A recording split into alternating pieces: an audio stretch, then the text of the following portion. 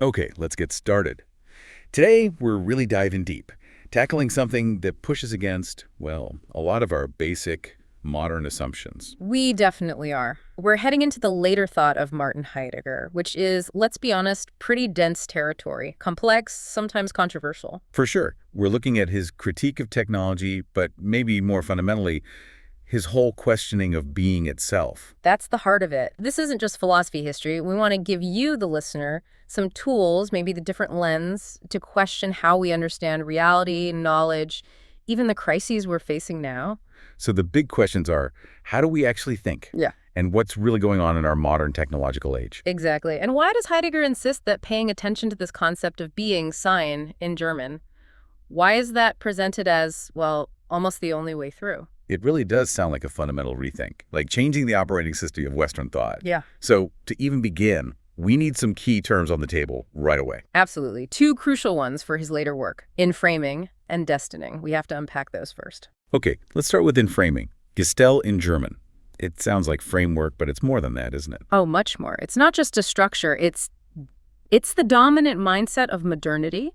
It's the underlying way we perceive and organize everything. It's what makes our technology possible, really. How so? Because it pushes us, or maybe predisposes us, to see the world and ourselves, importantly, purely in terms of use, of manipulation, calculation, achieving set goals. Right, the classic example is the river. You stop seeing the Rhine as, a river with its own being. And you start seeing it only as a potential source of hydroelectric power. A resource. Its isness gets reduced entirely to its utility for us. Precisely. And that example is good, but we need to realize just how pervasive this is. It's not just big engineering projects. No, I suppose not. Where else does it show up? Think about the digital world. Human interactions become metrics, data points, engagement numbers, or how we talk about health the body as a machine to be optimized for peak performance, for productivity. A resource to be managed. Exactly. The whole world in this view becomes what Heidegger calls Bestand, standing reserve. Bestand. That term has a real chill to it, like everything's just warehoused, waiting to be called up and used. It does. And here's a really critical point Heidegger makes. This isn't just our fault. It's not simply human greed or some innate ambition to dominate nature. That's counterintuitive. We usually blame ourselves, right? Our choices, capitalism, the drive for progress. And that's where Heidegger says we're still stuck in humanism. The idea that man is the measure of all things.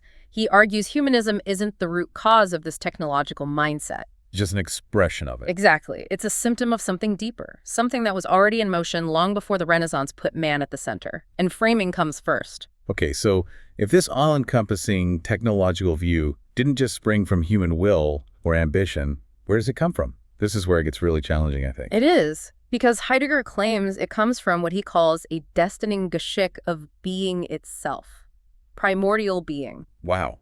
So it's like a fate, something sent to us. That the way we see the world now as pure resource is a fundamental way being is revealing itself to us. That's the implication, a profound, unavoidable disclosure that conditions everything, which, as you say, raises the stakes enormously. It really does. If it's a destining, how do we even step outside it to critique it? Yeah. Let's dig into these core terms a bit more. Being and destining. Okay, so being, Sein. Crucially, it's not God, it's not a specific thing, not even the sum of all things, and it's not just an abstract idea like justice. It's more like the condition that allows anything to be present at all. The background, isness. That's a good way to put it. It's the fundamental happening that determines how things are for us in our world, the possibility of presence itself. Okay, and destining. Geschick. You said it's like fate, but there's more to it. Yes, the German word is tricky. It has that sense of destiny or something being sent, but it also carries a meaning of skill or aptitude or even suitability. Suitability, how does that fit in? It suggests it's not just a one-way imposition from being onto us. It's more like being sends forth a way of revealing the world, in our case, in framing. But this way is also adapted to or suited for humanity's capacity to receive it at this time. So it's a mode of disclosure we're uniquely equipped to handle right now, even if it's a very limited, reductive one. Precisely. We encounter the world as resource because, in a sense, that's the frequency we're currently tuned to. It's the call we're able to hear. The call of utility. Yes, which leads us right into the central paradox. If enframing is this destining, this, you could almost say, gift from being, Why is it so dangerous? My first thought goes to the obvious consequences. Ecological destruction, alienation, the things we see around us. And those are real dangers, absolutely. Yeah. But Heidegger sees them as symptoms. The primary danger for him is ontological. It's about being itself. How so? Enframing, even as it reveals beings as resources, simultaneously conceals being itself. It throws being into oblivion.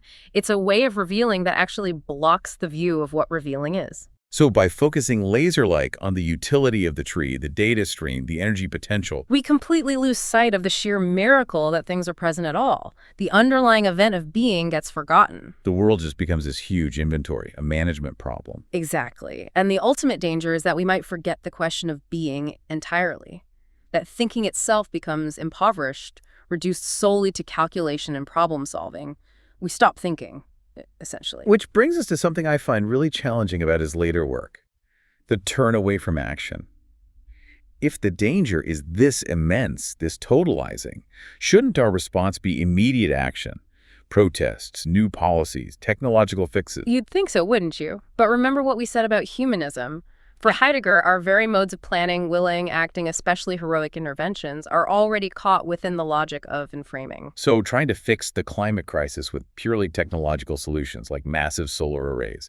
You're still operating within that same framework. You're treating the sun, the land, the silicon as standing reserve, just a different kind than fossil fuels. You're swapping one resource management system for another, maybe cleaner, but fundamentally the same mindset.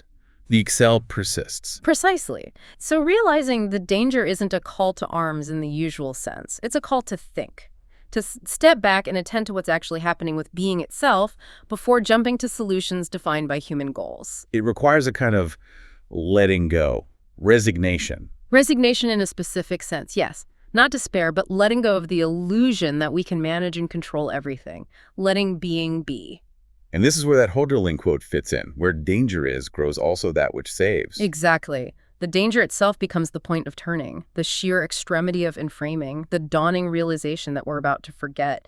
Being completely, paradoxically forces us to look back, to question the source. The danger points the way back to the essential question. It does. And there's another strange twist here. You mentioned how being is forgotten.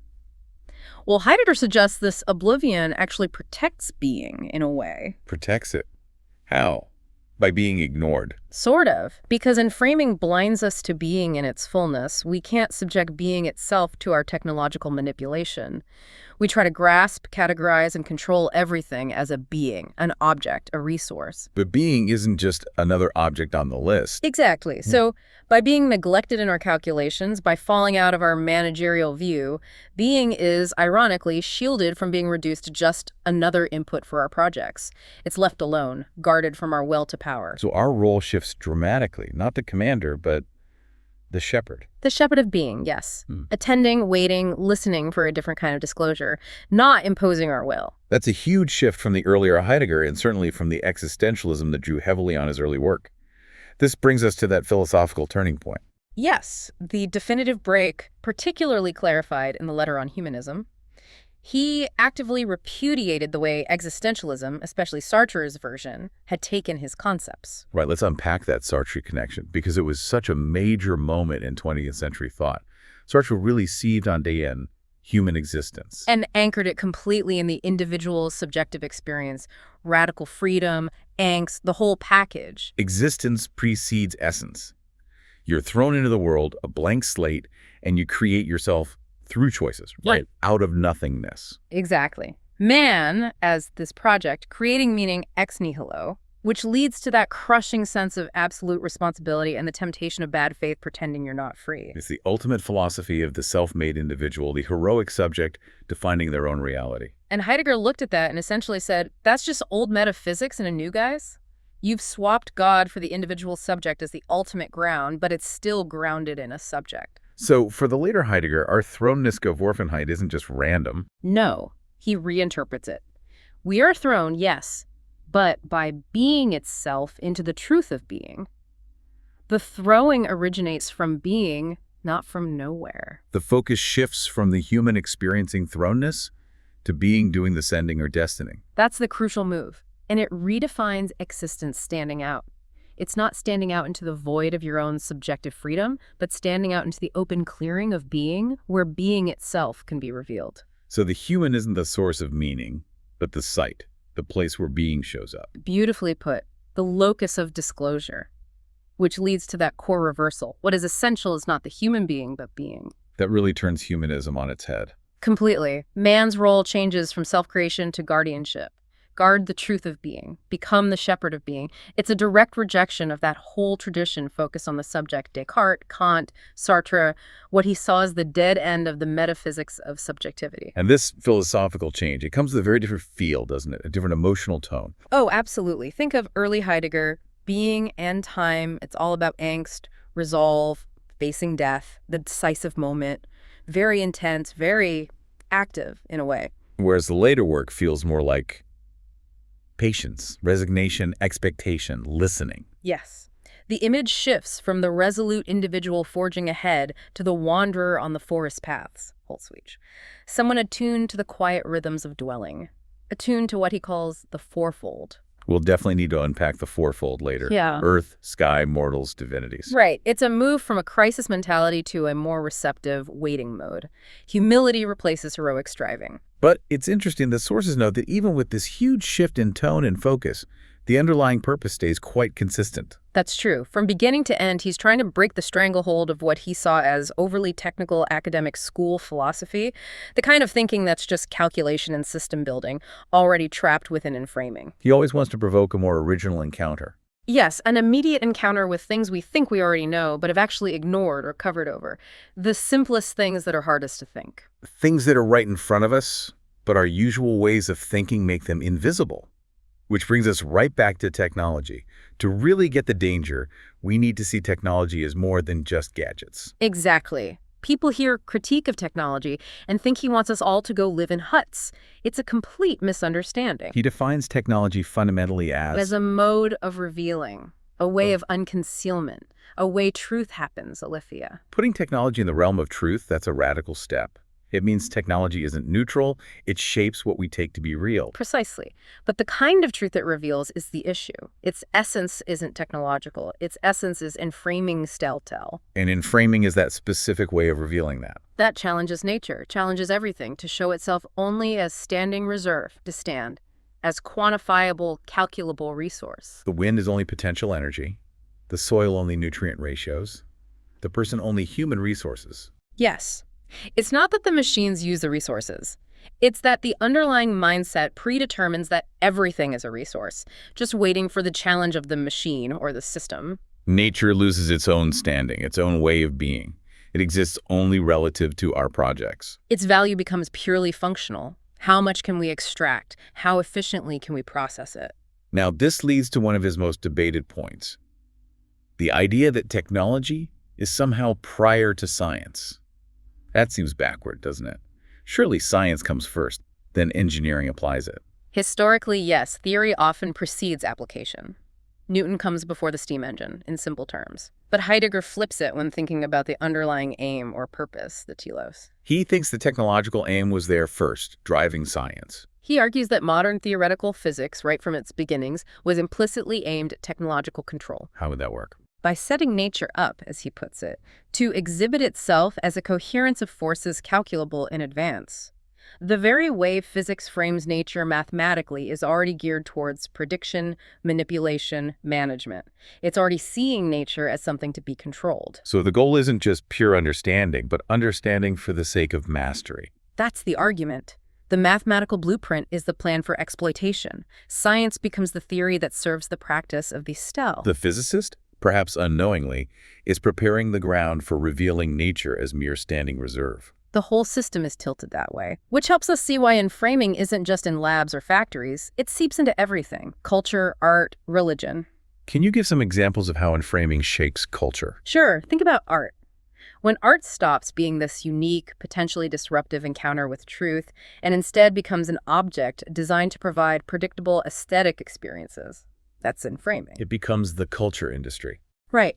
A resource for entertainment, tourism, investment. Measured by clicks, ticket sales, market value. Its deeper potential is sidelined for its consumable utility. And religion, how does that get inframed? It gets reduced too. God might be conceived merely as a necessary first cause to make a logical system work, the God of the philosopher, stripped of mystery and holiness.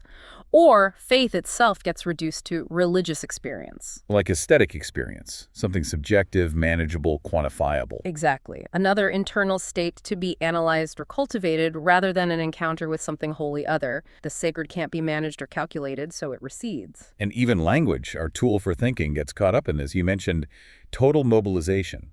Yes, the source points to this tendency to reduce complex realities to univocity of concepts and specifications. Think of the endless acronyms, UNI, EU, NATO, ESG, all these labels. They're efficient, I suppose. They are efficient, but they flatten everything. They impose a kind of technical precision that drains words of their history, their ambiguity, their depth. It encourages a one-track, functional, calculative way of thinking.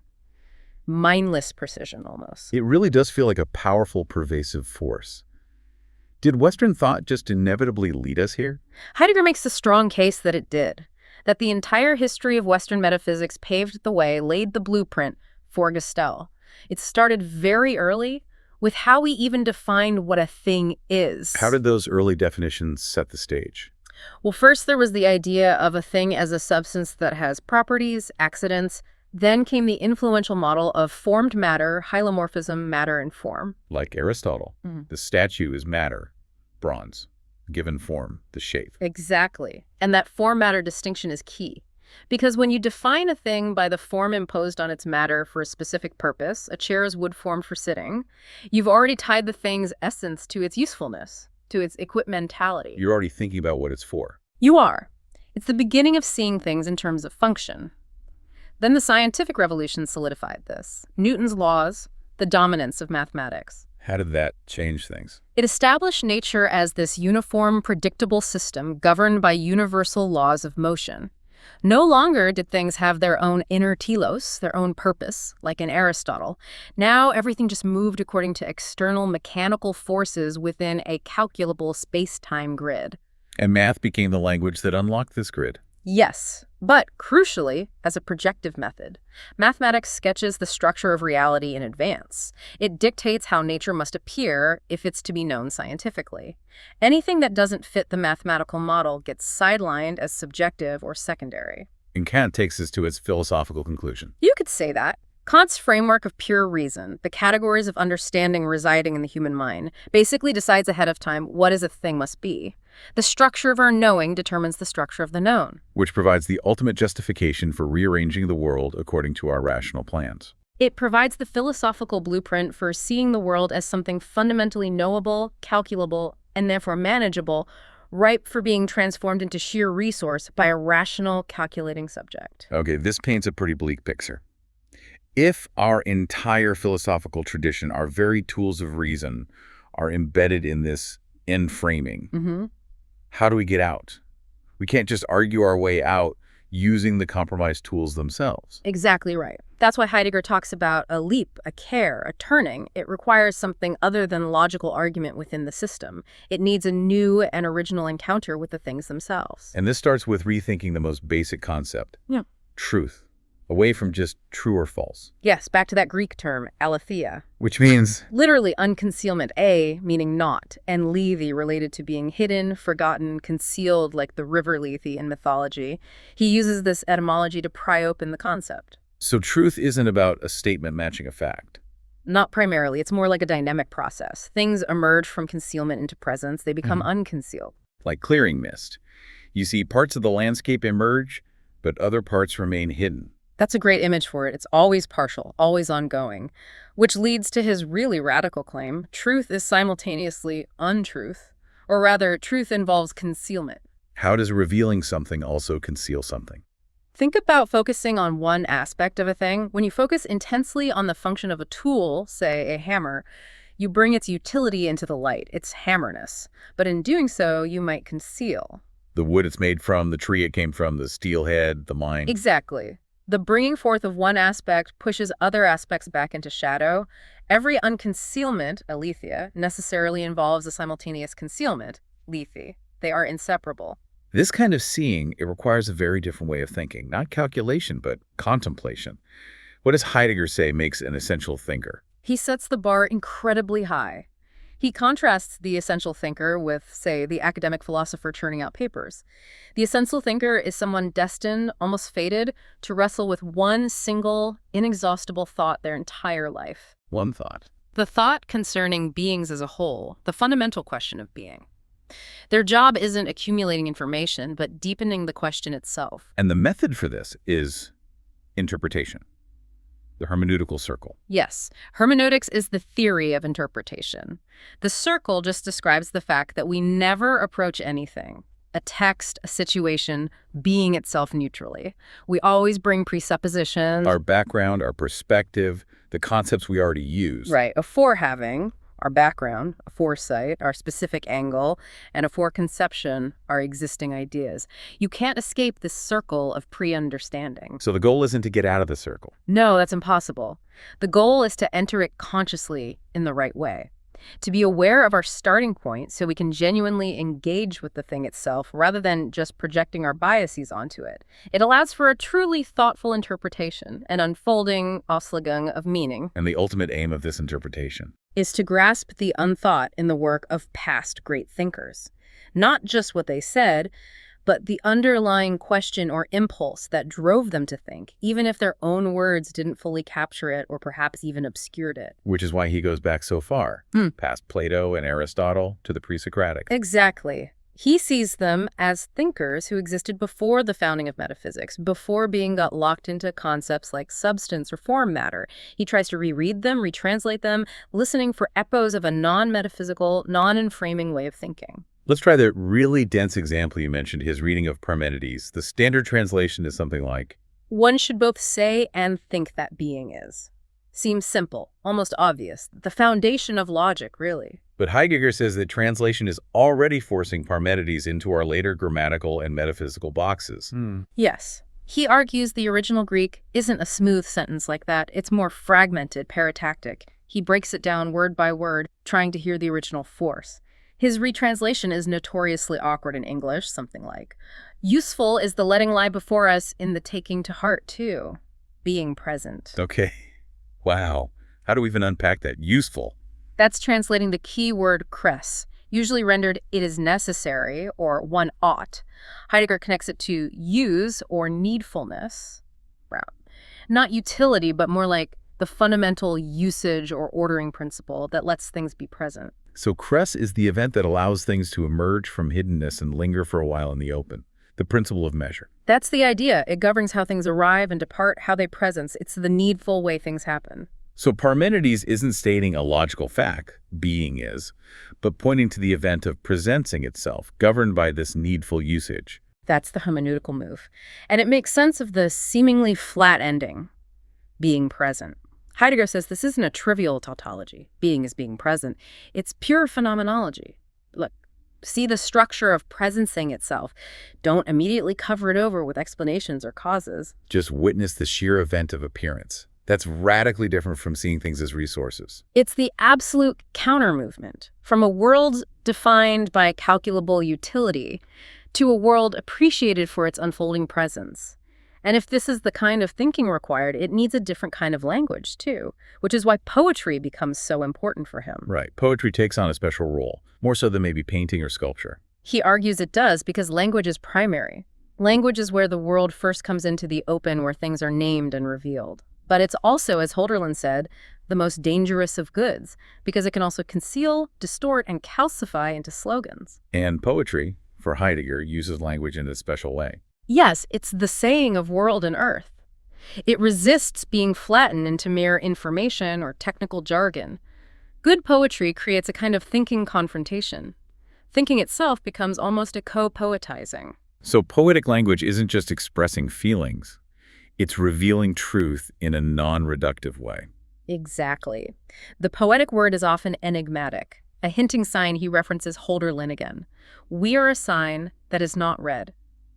It doesn't just give you the answer. It demands you listen, attend, make that interpretive leap that calculation avoids. To make this vision more concrete, less abstract, he uses that wonderful description of the earthenware jug. Why a simple jug? It's a perfect example of a thing humble, ordinary, easily overlooked, or just seen functionally as a container. but he uses it to show how even the simplest thing can gather the richness of the world. How does the jug gather? It shows its real jugness, he says, not just sitting there, but in the act of pouring, the poured gift of the pouring out. That generous act connects what he calls the fourfold. Okay, let's lay out the fourfold again. Earth, sky, mortals, and divinities. Yeah. How does the pouring connect them? Think about what's being poured, water, maybe, or wine. That gift comes from the earth, the clay of the jug, the spring water, the soil the grapes grew in. It's enabled by the sky, the sun, the rain, the cycle of seasons. Okay, earth and sky. It's poured for mortals us, the ones who dwell on earth, who thirst, who celebrate, who live towards death. And the pouring can also be a libation, a drink offering, acknowledging the divinities, the hinting, perhaps absent presence of the gods or the holy. So that one simple act, pouring from a jug, brings all four dimensions of existence into a single focus. Yes, they're enfolded into a single fourfold, interdependent. Earth as the ground, the sheltering material. Sky as the passage of time, light and dark. Mortals as those who experience their dwelling and their end. Divinities as the dimension of the sacred. The jug lets them all resonate together. It's the complete opposite of seeing the jug merely as bistand, standing reserve, measured by its capacity or cost. Absolutely. The fourfold is his anti-reductive vision. Looking at the jug this way isn't about its utility, it's about how it lets the world be world. It suggests a way of dwelling poetically, finding a sense of belonging, Heimet, against the homelessness of the purely technological view. And it's important to stress, this isn't him proposing a new scientific cosmology, right? No, not at all. It's not a literal map of the universe or some kind of pre-modern nostalgia or even standard deep ecology. It's a way of thinking the encounter. It's figuring how we might relate to beings non-reductively, outside the grip of enframing. So we've circled back from the diagnosis of enframing and its dangers, through the critique of subjectivity, the call for a different kind of thinking rooted in aletheia, and now to this poetic vision of the fourfold. It feels like a complete arc. It is. And it leaves us with this tension. Heidegger wants to move beyond philosophy, beyond metaphysics, yet his entire project is saturated with intense engagement with the philosophical tradition. He needs it to overcome it. You have to wrestle with Plato, Kant, Nietzsche to find a way past them. Precisely.